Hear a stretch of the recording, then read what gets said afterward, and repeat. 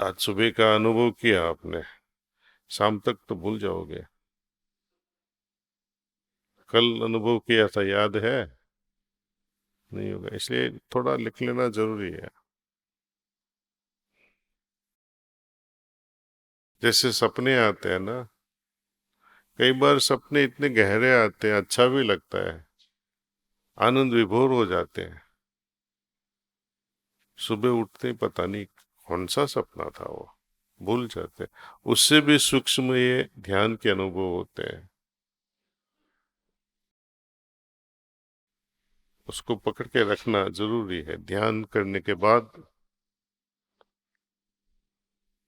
ध्यान तो खत्म हुआ, लेकिन आंखें तभी भी बंद रखो थोड़ी देर के लिए, एटलीस्ट 2-3 मिनट्स।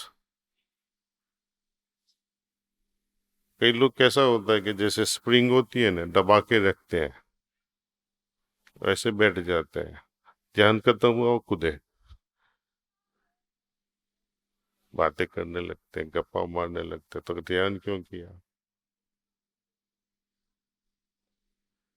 ध्यान के बाद हम एक्टिव हो जाते हैं तो ध्यान की जो हालत है बिगड़ जाती है, खत्म हो जाती है। एक साधारण उदाहरण के तौर से बताओ है कि जो कंक्रीट हम लगाते हैं, कंक्रीट को सीजनिंग करने देते हैं, उसको 24 घंटे उस पर पानी छिड़कते रहते हैं, तो सेटल हो जाता है कंक्रीट। नए नए कंक्रीट का यूज करने लगो, क्या होएगा? छाप पड़ जाएगी, इम्प्रेशन पड़ जाएगी, खड्डा हो जाएगा इधर उधर, पर बहुत बुरा लगेगा।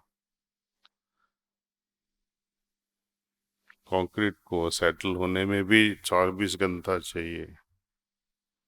अंदर की हालत उससे भी सूक्ष्म है,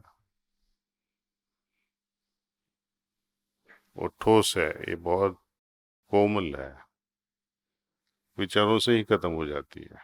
विचारों का धक्का उसको खत्म कर देता है।